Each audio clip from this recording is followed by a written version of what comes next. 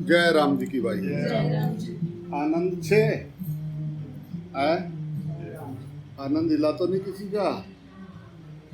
राम बौद्ध से पहले जो है द्वैत मोह में डाल सकता है, परंतु बौद्ध हो जाने के बाद भक्ति के लिए स्वीकार किया द्वैत अद्वैत से भी अधिक सुंदर है। जय राम जी। मतलब एक तो हमें हरदम दूसरा दिखाई दे रहा है, दूसरा दिखाई दे रहा है तभी मोह होता है और तभी बंधन होता है। मोह कब होगा? जब दूसरा दिखाई दे रहा है, और बंधन तभी होगा जब हम किसी चीज को अपना मानेंगे। तो बोध होने से पहले जो है द्वैत हमको बंधन में डालता है। बोध हो गया कि सब में एक है, ये पक्का हो गया कि सबके अंदर एक है, फिर सबके अंदर अपने इष्ट के दर्शन करना, वो अद्वैत से भी बहुत गजब का सुंदर है। एक तो अपने आप को देखना और एक अपने इष्ट को देखना उसमें।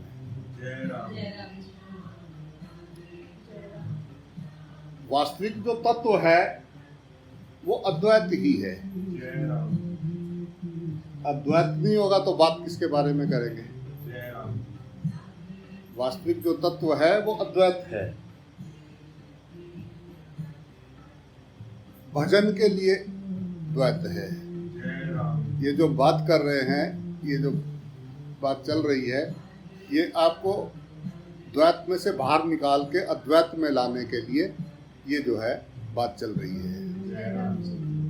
जब आप वास्तविक तत्व में अनुभूति कर लोगे तो फिर दूसरे का भार नहीं खत्म हो जाएगा, दूसरा है ही नहीं।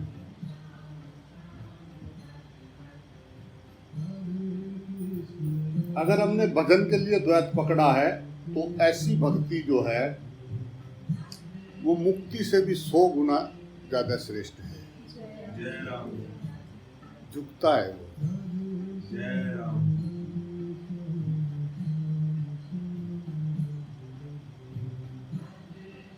वो परमेश्वर है, हम उसके बच्चे हैं। गुरु शिष्य का नाता है, सब एक ही, सब में एक है, पर वो सामने वाले में अपने गुरु जी के दर्शन कर रहा है तो उसका एक अलग ही आनंद आता है।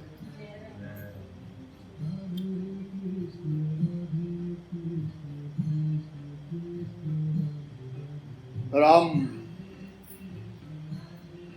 बस किसी से भी किंचित मात्र भी राग द्वेष ना रहे, यहाँ से भक्ति शुरू होता है। पूरी ईमानदारी से, मुझे किसी से प्रति कोई, किसी के व्यवहार से मेरे अंदर कोई राग द्वेष तो नहीं होता है। कोई मुझे ज्यादा खास और कोई बेखास तो नहीं लगता है। कोई मुझे बहुत अच्छा और कोई बहुत बुरा तो नहीं लगता है। भक्त जो है इसकी खोज करता है। हरदम वो अपनी कमियों को देखता है। अगर उसको अभी दूसरे में कमी दिखाई दे रही है तो अभी वो साधक नहीं है।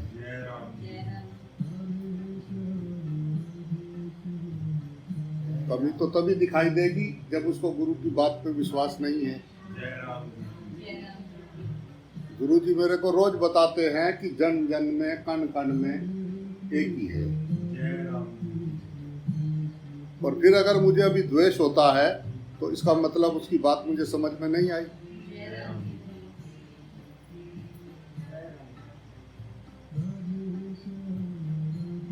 अगर उसकी बात समझ में आ गई तो फिर राग द्वेष कैसे हो सकता है?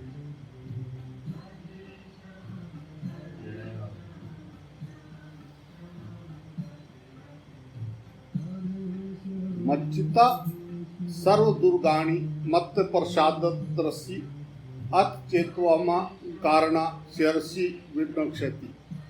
ये 58वां श्लोक है भाई, 18वें अध्याय का। मच्चित यानी मुझ में चित्त वाला होकर, मत प्रसादात तू मेरी कृपा से सर्व दुर्गाणी संपूर्ण विघ्नों को तरियसी यानी तर जाएगा।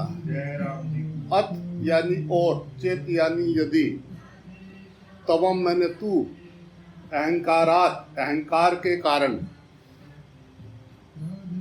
मेरी बात ना मैंने नहीं, श्रोसी मैंने सुनेगा, तो विडनक्षी यानी तेरा पतन हो जाएगा।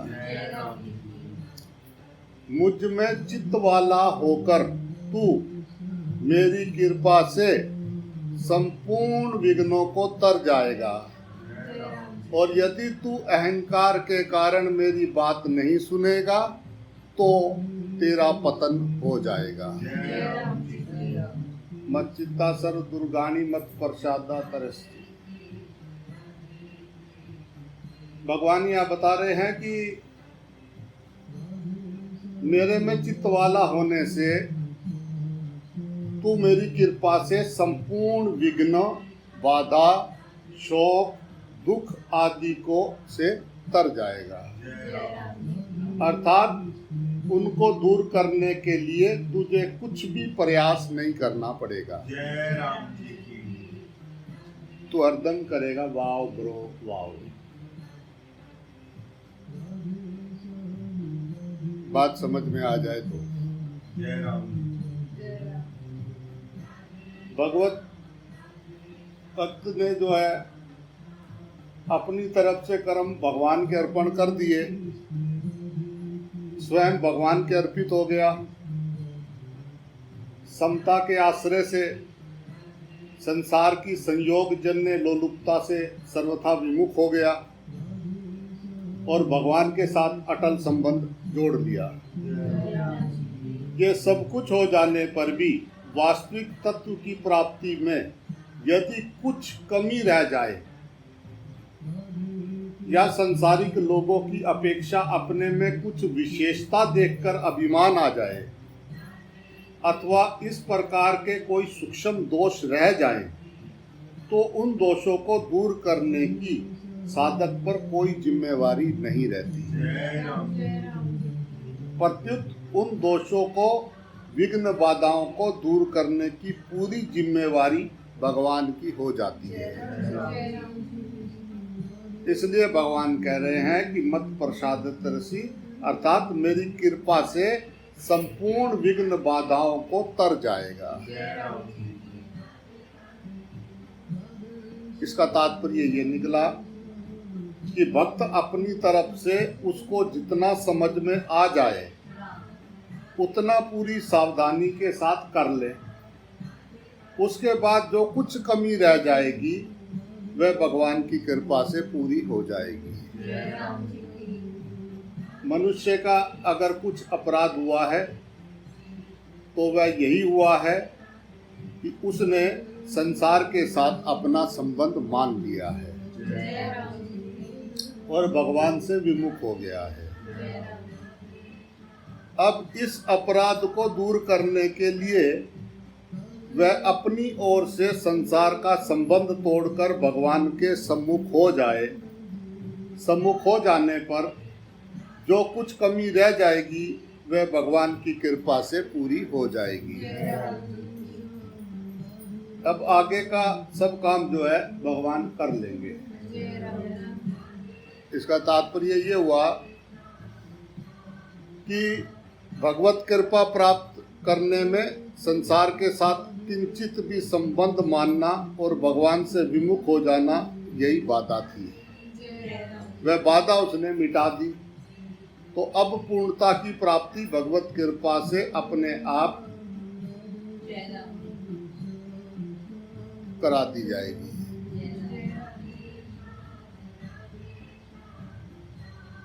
जिसका प्रकृति और प्रकृति के कार्य शरीर आदि के साथ संबंध है उस पर ही शास्त्रों का विधि निषेध, अपने वर्ण आश्रम के अनुसार कर्तव्य का पालन आदि नियम लागू होते हैं और उसको उन नियमों का पालन जरूर करना चाहिए। कारण कि प्रकृति और प्रकृति के कार्य शरीर आदि के संबंध को लेकर ही पाप पुण्य होते हैं और उनका फल सुख दुख भी भोगना पड़ता है। इसलिए उस पर शास्त्रीय मर्यादा और नियम विशेषता से लागू होते हैं। परंतु जो प्रकृति और प्रकृति के कार्य से सर्वथा ही विमुख होकर भगवान के सम्मुख हो जाता है, वह शास्त्रीय विधि निषेध और वर्ण आश्रम की मर्यादा का दास नहीं रहता। वह विधि निषेध से भी ऊंचा उठ जाता है, अर्थात उस पर विधि निषेध लागू नहीं होते, क्योंकि विधि निषेध की मुख्यता प्रकृति के राज्य में ही रहती है। प्रभु के राज्य में तो शरणागति की ही मुख्यता रहती है। यह जीव साक्षात ये परमात्मा का अंश है। 15वें अध्याय के 7वें श्लोक में भगवान ने बताया यदि वह केवल अपने अंशी परमात्मा की तरफ चलता है तो उस पर देव, ऋषि, प्राणी, माता, पिता आदि आप्तजन, दादा परदादा आदि पितरों का भी कोई ऋण नहीं रहता, क्योंकि शुद्ध चेतन अंश ने अपने इसमें जो है इससे कभी कुछ लिया ही नहीं। लेना तभी बनता है जब वह जड़ शरीर के साथ अपना संबंध जोड़ लेता है, और संबंध जोड़ने से ही कमी आती है, नहीं तो उसमें कभी कमी आती ही नहीं। ना भावो विद्यते सत, दूसरे अध्याय के 16वें श्लोक में भगवान ने बताया है। जब उसमें कभी कमी आती ही नहीं तो फिर वह इनका ऋणी कैसे बन सकता है। यही संपूर्ण विघ्नों को तरना है।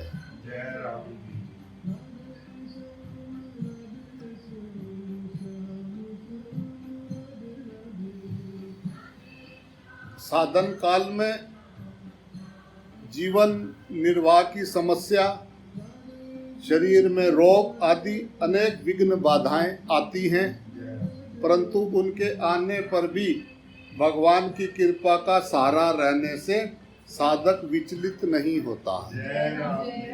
उसे तो उन विघ्न बाधाओं में भगवान की विशेष कृपा दिखती है, इसलिए उसे विघ्न बाधाएं बाधा रूप से दिखती नहीं, प्रत्युत कृपा रूप से ही दिखती है। परमार्थिक साधन में विघ्न बाधाओं के आने की तथा भगवत प्राप्ति में आड़ लगने की संभावना रहती है। इसलिए भगवान यह बताते हैं कि मेरा आश्रय लेने वाले के दोनों काम मैं कर दूंगा, अर्थात अपनी कृपा से साधन की संपूर्ण विघ्न बाधाओं को भी दूर कर दूंगा और उस साधक के द्वारा अपनी प्राप्ति भी करा दूंगा।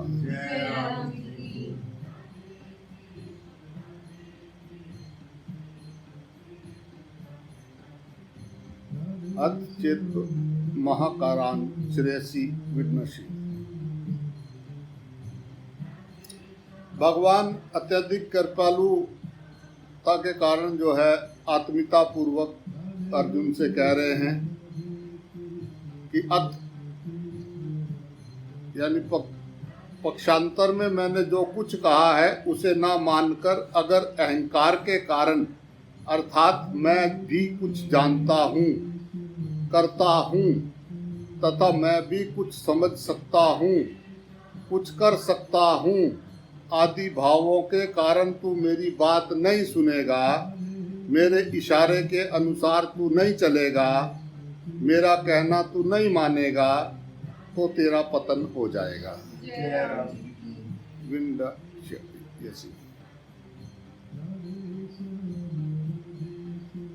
यद्यपि अर्जुन के लिए यह किंचित मात्र भी संभव नहीं है कि वे भगवान की बात ना सुने, जय राम जी अथवा ना माने।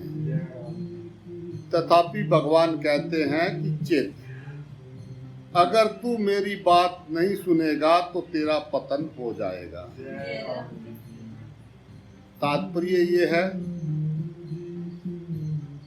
कि अगर तू अज्ञानता अर्थात अनजानपने से मेरी बात ना सुने अथवा किसी भूल के कारण ना सुने तो ये सब जो है क्षम्य है।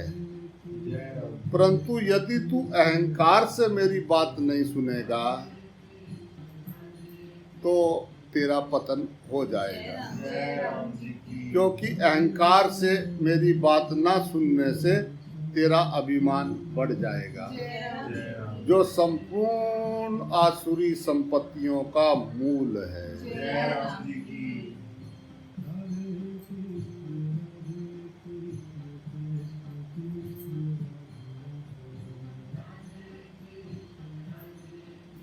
हे राजन, जो सारे कार्यों को छोड़कर संपूर्ण रूप से शरणागत वत्सल भगवान की शरण में आ जाता है, वह देव, ऋषि, प्राणी, कुटुंबीजन, पितृजन इनमें से किसी का भी ऋणी या सेवक नहीं रहता। जय राम जी की पहले अध्याय में जो है भगवान स्वयं अपने श्रीमुख से कहकर आए हैं कि तू मेरा भक्त और प्रिय सखा है।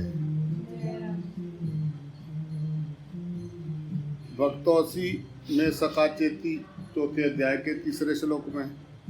और फिर 9वें अध्याय में जो है उन्होंने कहा कि हे अर्जुन, तू प्रतिज्ञा कर कि मेरा भक्त का पतन नहीं होता।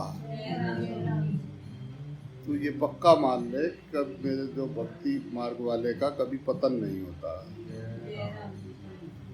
कौन्ते प्रज्ञानी नामे भक्त प्रणश्ति, 9वें अध्याय के 31वें श्लोक में। इससे सिद्ध हुआ कि अर्जुन भगवान के भक्त हैं, अतः वे कभी भगवान से विमुख नहीं हो सकते, उनका पतन भी कभी नहीं हो सकता। परंतु वे अर्जुन भी यदि भगवान की बात नहीं सुनेंगे तो भगवान से विमुख हो जाएंगे, और भगवान से विमुख होने के कारण जो है उनका भी पतन हो जाएगा। इसका तात्पर्य ये है कि भगवान से विमुख होने के कारण ही प्राणी का पतन होता है, अर्थात वह जन्म मरण के चक्कर में पड़ता है। 9वें अध्याय का 3 और 16वें अध्याय का 20वां श्लोक में ये भगवान ने बताया है।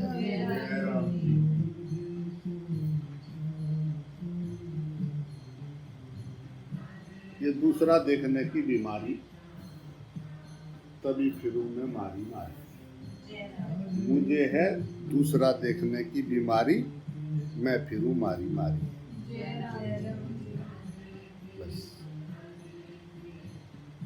मेरे सारे कलेश, सारे दुखों का, मेरे सारी मूर्खता का बस यही है कि मैं सामने दूसरा देखता हूँ।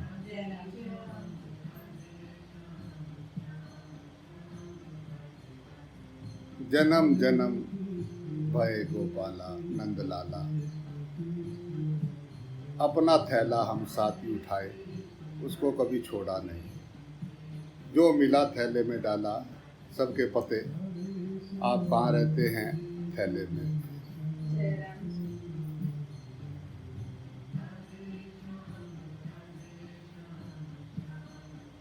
जो जिनसे काम निकलता है वो एक तरफ थैले में, और जो अच्छे नहीं हैं, मेरे को थोड़ा ये मेरे साथ जलते हैं, मेरे को थोड़ा ऐसा करते हैं, वो अलग थैले में।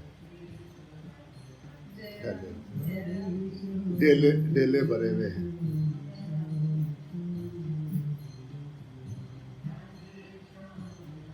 राम, जय राम जी। आज एक बिल्ली मिली, उधर ऐसा करके लेटी हुई थी। मैंने पूछा, मौसी क्या बात, बड़ी परेशान सी बैठी है, क्या बात है? क्या बात? बोलती बहुत दिनों से किसी का रास्ता नहीं काटा, लोग ही नहीं दिख रहे, रास्ता किसका काटे, मजा नहीं आ रहा है। नेगेटिव।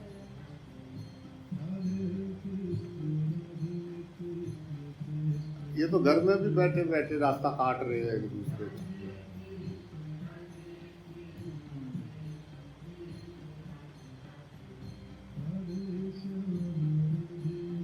मनुष्य परेशान है पृथ्वी पे इस टाइम पे, बाकी सब आनंद में है। एक ही परेशान, वो भी बस मैं मर ना जाऊं, मैं ना मरूं, बाकी का क्या लेना। मैं जीता रहूं और मेरे जीते रहे, बस आए, इतनी फिक्र है बस। जय राम जी की बोला। मृत्यु को जब किसी को जहाँ मरना है उसको वो उस जगह पे ले जाएगी। ये जीवन की लंबाई नहीं बढ़ाई जा सकती, गहराई बढ़ाई जा सकती है। जय राम जी।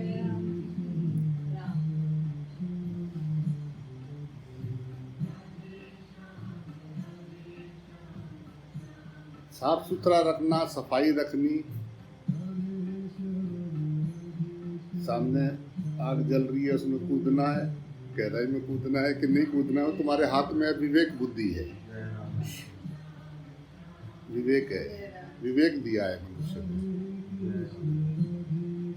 पर डरना मूर्खता की निशानी है।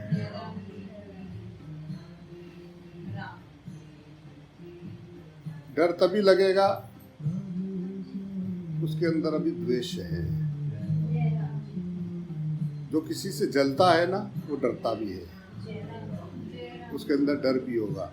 क्योंकि अगर तुमने एक छोटी सी भी संसार की एक चीज पकड़ी है तो सारा संसार तुमने पकड़ रखा है। अगर एक भी रोग है, काम, क्रोध, मोह, लोभ, अहंकार, इनमें से एक भी रोग है तो बाकी सारे भी हैं।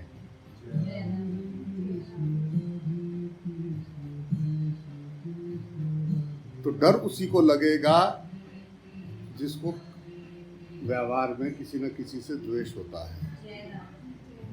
किसी से जलता भी जरूर होगा, इसीलिए उसको डर भी लगता है, क्योंकि उसको दूसरा दिखता है। जब तुम्हारे को सब जगह पे गुरु जी दिखाई दे रहे हैं, भगवान अपने इष्ट दिखाई दे रहे हैं, अपना दर्शन हो रहा है, तो फिर तुम्हें डर लगेगा। अपने आप से डरते हो तुम। तो एक की बात सुनाता सुनाते हम जा रहे थे जंगल में, बात चल रही थी। उसने कहा कि एक के बात चल रही है, ये एकत्व द्वैत नहीं है, दूसरा नहीं है, सब रूप एक ही के हैं, सब में एक ही है, एक ही के सब रूप हैं। ऐसी चल रही थी। इतने में एक छोटी सी मक्खी आई, उधर से कूं करती हुई, और भगत जी एकदम कूद गए।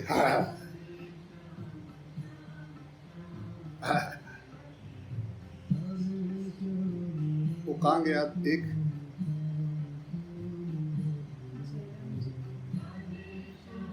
क्या वो बात समझ में आई? जो सुन रहे हैं वो बात समझ में आई? क्या नजर नीचे चल रही है? चींटियों के ऊपर पैर तो नहीं रखा जा रहा है?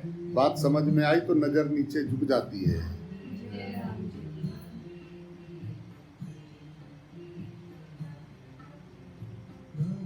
बात समझ में आई तो वो बात हमारे व्यवहार में आती है।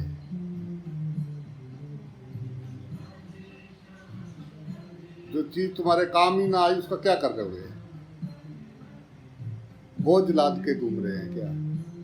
ज्ञान तो वो है जो तुम्हारे जीवन को आनंद और शांति और प्रेम से भर दे, वो ज्ञान है।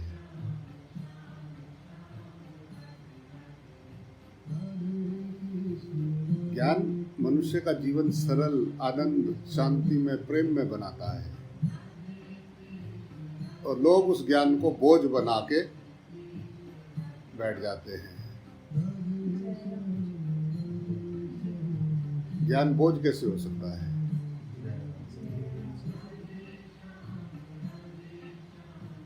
ज्ञानी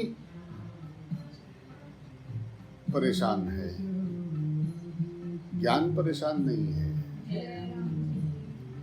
ज्ञानी जो ज्ञानी बने हुए हैं ना, थोड़ा सा इधर से, थोड़ा सा उधर से, थोड़ा सा इधर से खाया और अपना हलवा बनाया, आप भी खाया, अपने बच्चों को भी खिलाया, सो जाओ बेटा। मम्मी वो कह रहे थे कि सब में भगवान है। हाँ बेटा, भगवान सब में होते हैं। मम्मा चाचू में भी है, मम्मा इनमें भी है, पड़ोसी में भी है भगवान। ये मम्मा, ये जो आपका ये जहाँ आप जाते हो, वो आप जिनके बारे में बात कर रहे थे, कल सुना रहे थे, उनमें भी है भगवान मम्मा।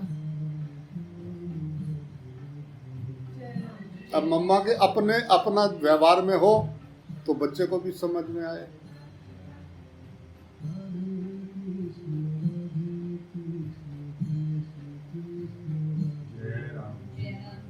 तुम्हारे अपने व्यवहार में है, समझाने से नहीं, तुम्हारे व्यवहार से देख के लोग समझ सकते हैं, तुम्हारे समझाने से नहीं समझ में आएगा। तो परमात्मा तुम्हारे व्यवहार में है या तुम्हारी खोपड़ी में है बस।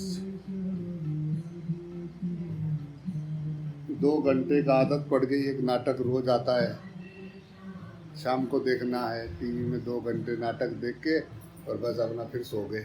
हाय, कल का एपिसोड ऐसा था, अच्छा था, कल का अच्छा, आगे क्या होगा। रोज सुने और बस अपना जीवन वैसे का वैसा ही, और वो टाइम पे अपना तैयार प्यूर होकर टीवी के आगे बैठ गए। ऐसे तो सत्संग आए, सुना, रोज सुनते हैं, 1-2 घंटे रोज सुना, उस टाइम तो एकदम आ जाता है, बस अब हो गया। हाय, कल भी तो हम यही सोच के गए थे कि बस हो गया। उस दिन तो सुनते सुनते आंखों में से आंसू भी आ गए थे। ओ हो, ऐसा लगा कि हम जीवन क्यों खराब कर रहे हैं, बस हो गया, अभी नहीं पढ़ना। जाते हैं शहंशाह बन के, आते हैं फिर जयराम जी क्योंकि जानते हैं हम, आत्मा जानती है, आत्मा तुमको जानती है, तुमने सारा दिन क्या क्या पापड़ बेले हैं तुम जानते हो। जिस दिन बढ़िया काम किया होता है उस दिन देखो अच्छे रहते हो, और जिस दिन कुछ गड़बड़ करके आए होते हो तो अपने आप ही तुम्हें पता लग जाता है। आत्मा जानती है, आत्मा जागृत है, वो चेतन है।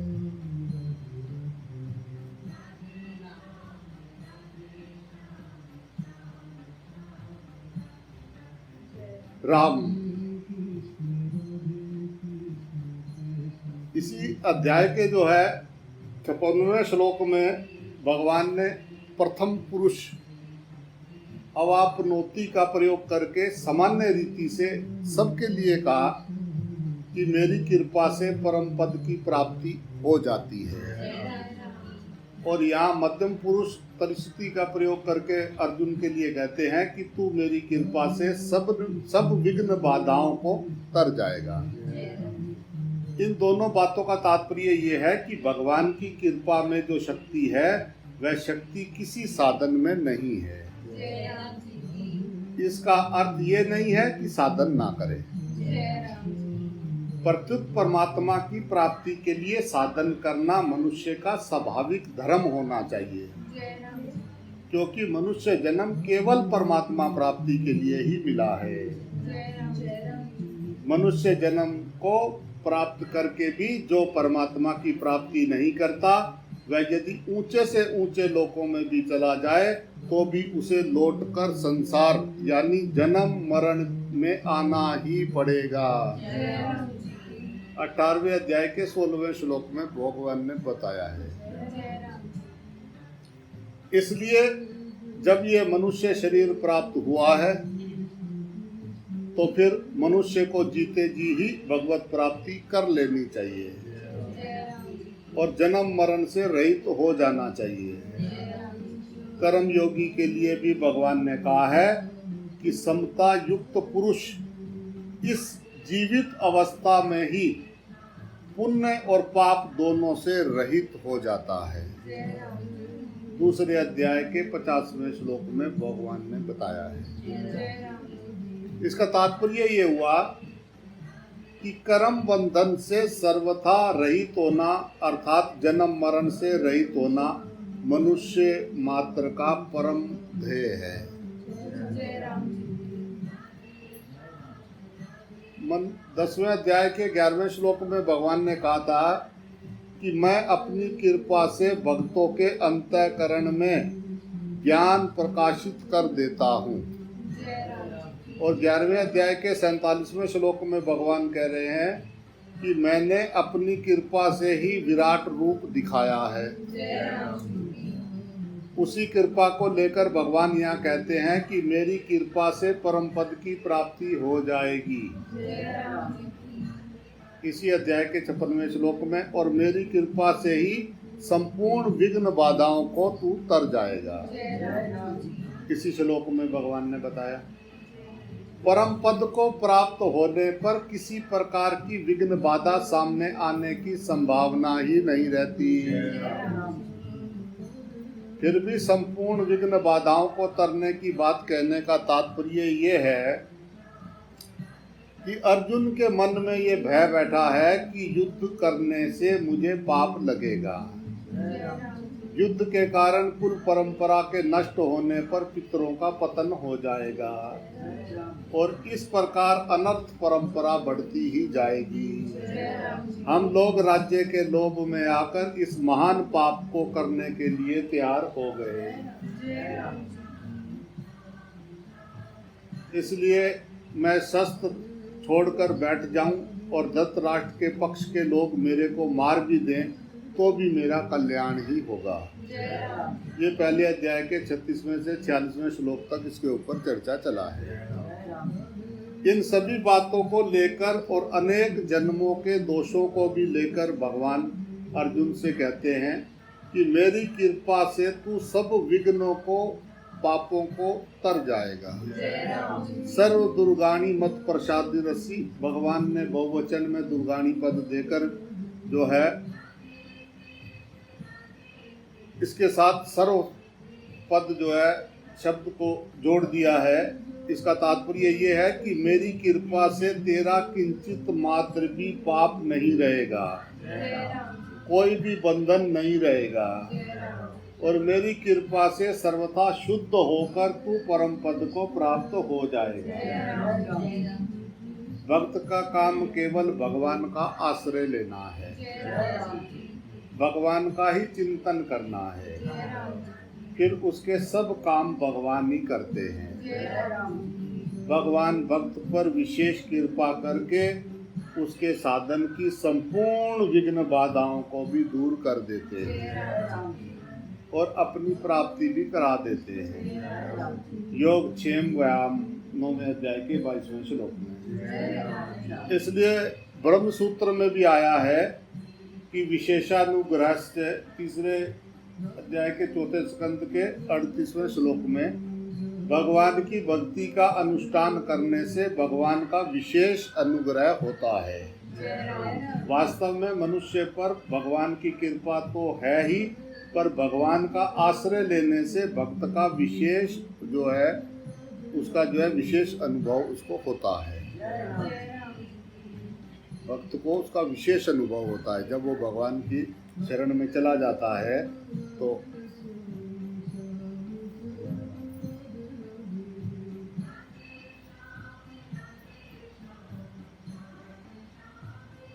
हे कमल नयन, जो लोग आपके चरणों की शरण नहीं होते हैं और आपकी भक्ति से रहित होने के कारण जिनकी बुद्धि भी शुद्ध नहीं है, वे अपने को मुक्त तो मानते हैं पर वास्तव में वो बद्ध ही हैं। वे यदि कष्ट पूर्वक साधन करके ऊंचे से ऊंचे पद पर भी पहुंच जाएंगे तो भी वहां से नीचे गिर जाएंगे, फिर वापस वहीं आएंगे। राम जय राम जी। एक बात तो समझ में आई भाई, राम ये बात समझ में आई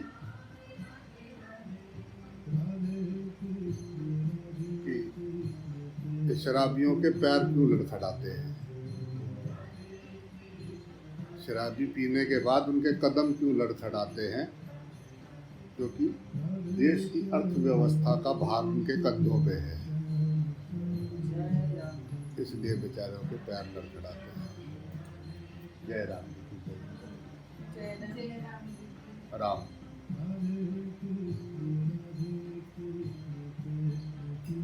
राम।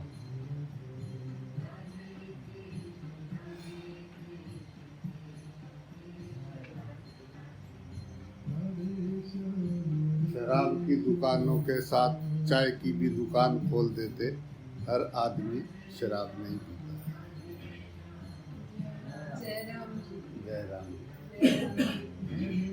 कोई चाय की दुकान भी खोल देते। राम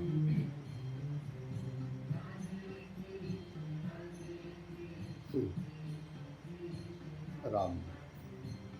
जय राम जी की भाई। आनंद में रहो, खुश रहो, मस्त रहो, स्वस्थ रहो और जय राम जी की बोलते रहो। पर जय राम जी की सब कष्ट कलेश, सब दुख, सब अज्ञान से पार। जय राम जी की। जय राम जी की कहते ही द्वैत खत्म और अद्वैत हाजिर। बस जय राम जी की कहा, दूसरा गायब, भगवान सामने। इसलिए बीच बीच में जय राम जी की बोलते रहा करो। काम करते करते रुके, जय राम जी की। चारों तरफ गर्दन घुमाई, मैं द्वैत पे तो नहीं हूँ भाई, कहीं मैं द्वैत में तो नहीं चल रहा हूँ। एक सेकंड रुके, पलक झपकने जितनी बार जय राम जी की। बीच बीच में जाला हटा। पानी पे काई जमी होती है, वह नीचे निर्मल साफ शुद्ध पानी है, काई जम जाती है, इसलिए पानी दिखाई नहीं दे रहा है। बस वो काई को हटाना और जय राम जी की, एकदम साफ निर्मल, एकदम साफ शांत। जय राम जी। सब मर्जन की एक दवाई, जय राम जी की जप ले मेरे भाई। राम। साधक तो जय राम जी की कहते ही सब काम खत्म हो जाता है। बाकी जो है लगे हुए सुबह से शाम तक माला फेरने में, तो दिमाग कभी इधर भाग रहा है, कभी उधर भाग रहा है, कभी इधर भाग रहा है, कभी उधर। वो सारा दिन मंत्र जप जप के फिर भी इधर उधर भाग रहा है। वो कह रहा है जय राम जी की, बात खत्म हो गई। राम।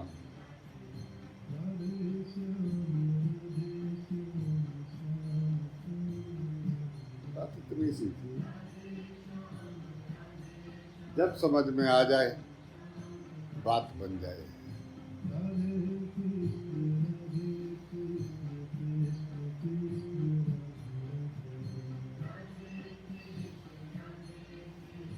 राम।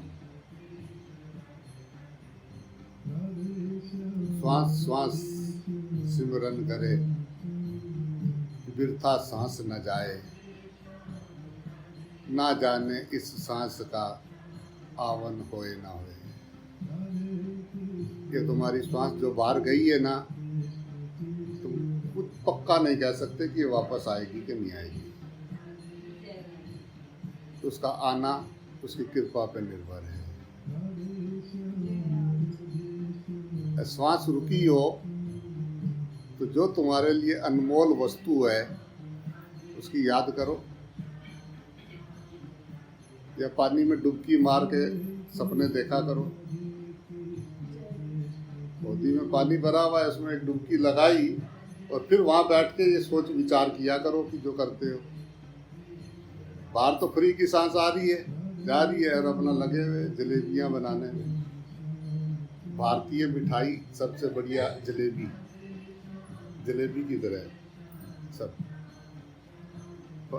हमारी फेवरेट मिठाई जलेबी है।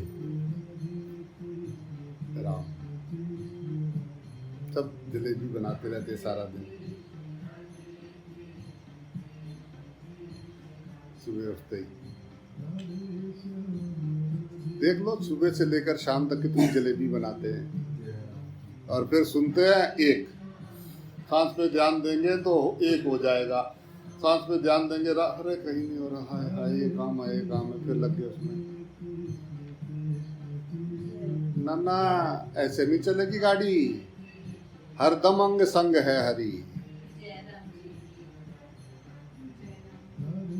जब सुबह शाम 2 टाइम करेंगे, सुबह जब नहा धो के आए तो देसी बढ़िया देसी घी का दिया जलाना और अगरबत्ती अच्छे वाली बढ़िया वाली खुशबू वाली अगरबत्ती लगानी, जो अपने को पसंद है वही वाली अगरबत्ती लगा दिया और घी लगा कर दिया जला दिया और उसके बाद पर्दा लगा दिया।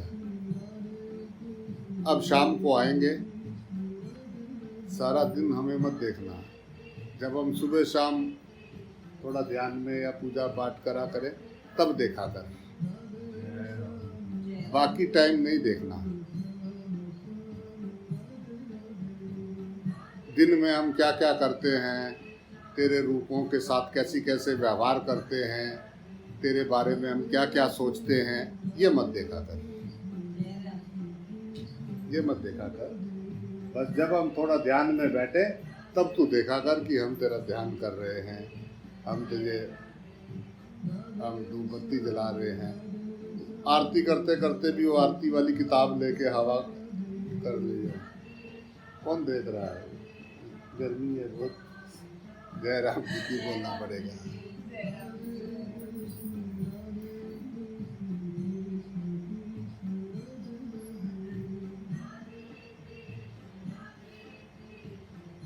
परमात्मा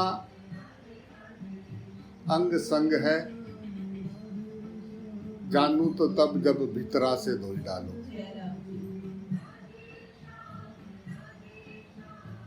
मन चंगा ते कटौती में गंगा, साफ शुद्ध निर्मल मन। भगवान के दर पे जाना है, कैसे गुरुद्वारे मंदिर जाते हो तो नहा धो के जाते हो, परमात्मा से मिलने जा रहे हैं तो शुद्ध मन की दरकार है। अशुद्ध मन वाले तो वहां 1 सेकंड नहीं रुक सकते, रुकते ही नहीं। कितनी देर रहता है तुम्हारा, तुम अपनी शांत उस आनंद, वो परमात्मा तत्व अपना तत्व में आप कितनी देर रहते हैं, जिसमें सदा सदा से हैं, जो अपना होनापन है, उसको छोड़ के बाहर भागने का कारण क्या है? कुछ मांग है, कुछ चाहिए बाहर से? मन बाहर क्यों भाग रहा है? अपने सत्य स्वरूप आनंद स्वरूप तत्व को छोड़ के वो बाहर क्यों भाग रहा है? इसके ऊपर विचार करना चाहिए। कुछ मांग है तभी बाहर जाएगा, द्वैत होगा तभी बाहर जाएगा। उसको तुम भले ही तुम उसको कह रहे हो कि एक है, पर उसने अभी माना नहीं कि एक है। मन में भी फीड नहीं हुआ कि एक है, तो बाहर तो तभी जाएगा जब उसको बाहर कुछ काम धंधा करना है, किसी में अटकना है, किसी में मटकना है, कुछ राग द्वेष करना है, तो दूसरा बनाएगा तभी उसका काम चलेगा। एक चिंतन वो भी होता है कि परमात्मा के सब रूपों में उसको देखना, उसके साथ व्यवहार करते हुए उसकी सेवा, उससे प्रेम करना। वो चाहे कुछ भी कर रहा हो, कुछ भी बोल रहा हो, उस टाइम भी उसके अंदर परमात्मा देखना। सब पेड़ पौधे, फूल, पत्ती, चींटी, मच्छर, हाथी, कबूतर, चिड़िया जो दिखे सामने, उसके अंदर परमात्मा देखना। मेरा इष्ट ही सब आंखों से देख रहा है।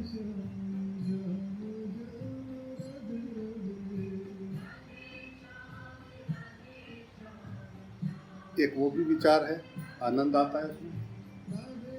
वो तो भक्ति है, वो भक्ति है।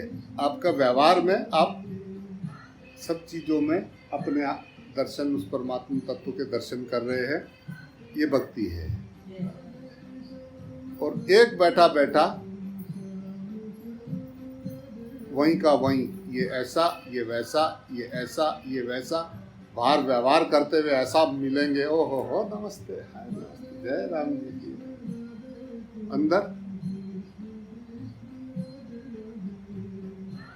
अंदर से धुलाई हो। मन गंदा है, यही 84 का पंगा है। जिसकी सोच तंग है, उसी की जिंदगी एक जंग है। जिंदगी तभी तक जंग है जब तक सोच तंग है। तो वो किस दिन वो शब्द भीतर जाएंगे तो एकदम वो कमल खिल जाएगा, उस पे श्री हरि नजर आएंगे।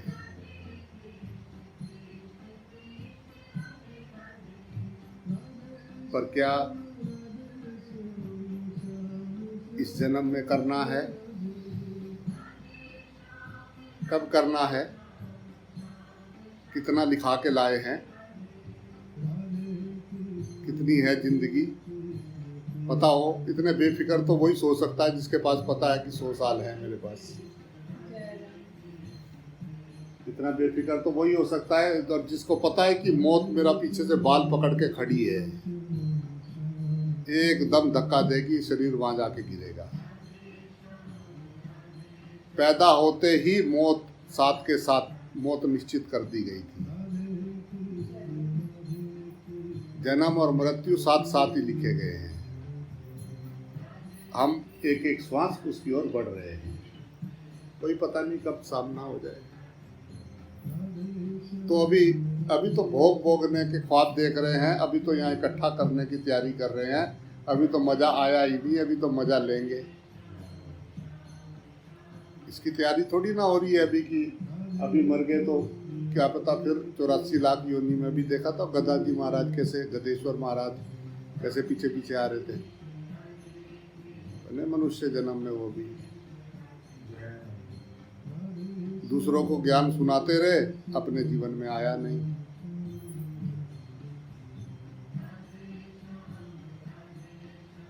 दूसरों को तो देना बहुत आसान है ज्ञान। पोथी पढ़ जग मुआ, पंडित भया न कोय, दाई आखर प्रेम के पढ़े सो पंडित होए।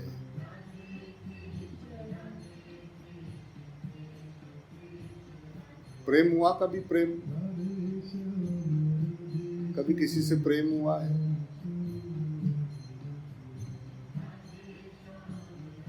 वो सच्चा वो प्रेम हुआ कभी किसी से?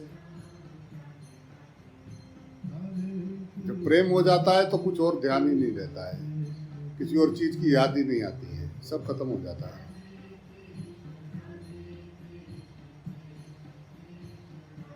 परमात्मा की छोटी मोटी चीजें,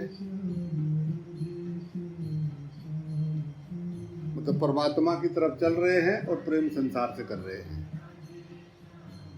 प्रेम जिस्मों से कर रहे हैं, बात आत्मा की कर रहे हैं। वाह, गजब।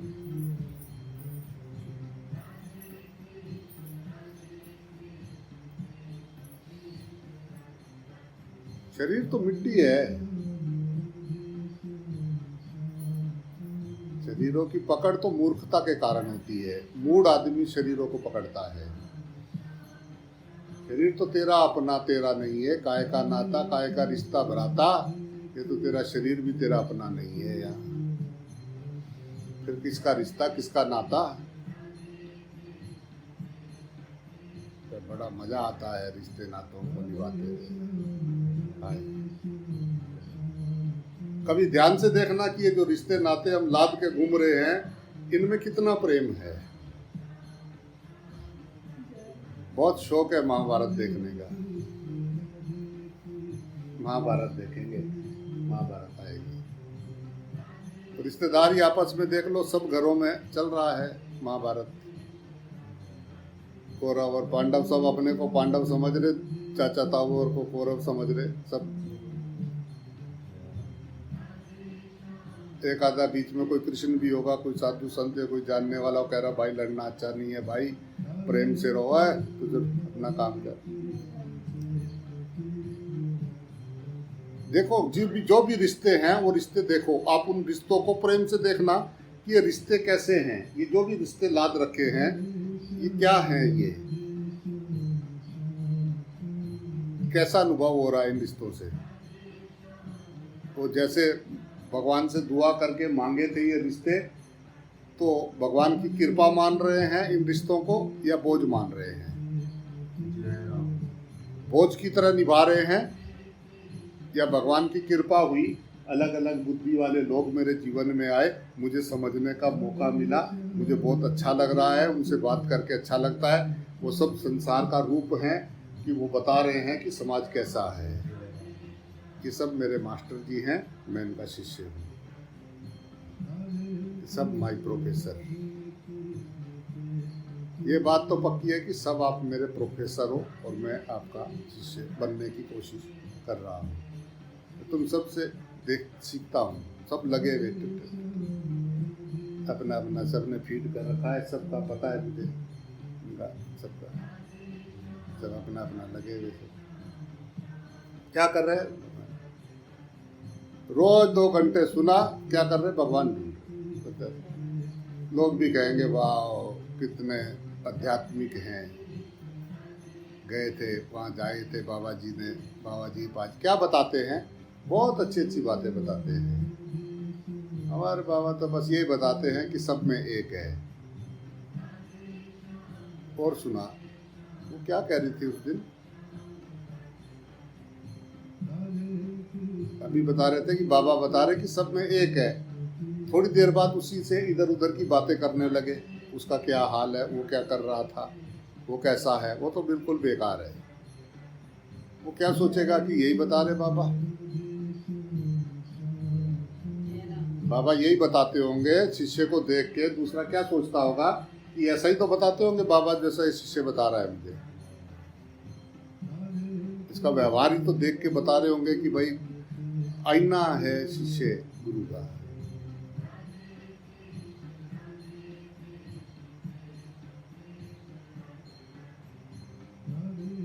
जय राम जी की बोलना पड़ेगा भाई। तो वो कौन है जिसको बात समझ में आ गई, उसने अपनी गठड़ी उतारी, अब मुझे व्यवहार करते हुए खुली आंखों से सब में परमात्मा देखना है, बस। वहां से जो शुरू कर देता है वो तो साधक है, और जो डाक के 3 पात, चौथा लगे ना 5वें की आस, वो गए बाईपास।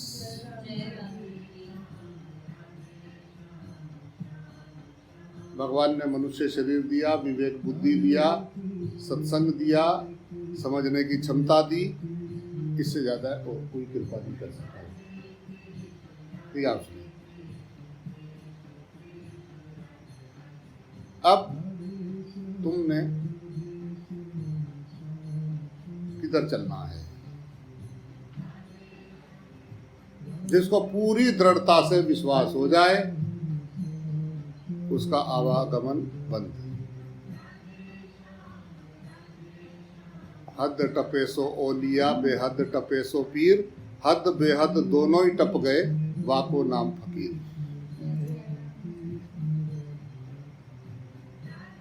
जिसका जाग गया जमीर वही है असली फकीर। इसका जमीर जागता है।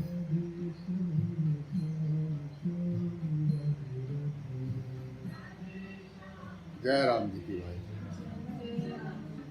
खुश रहो, आनंद में रहो, और जय राम जी की बोलते रहो। राम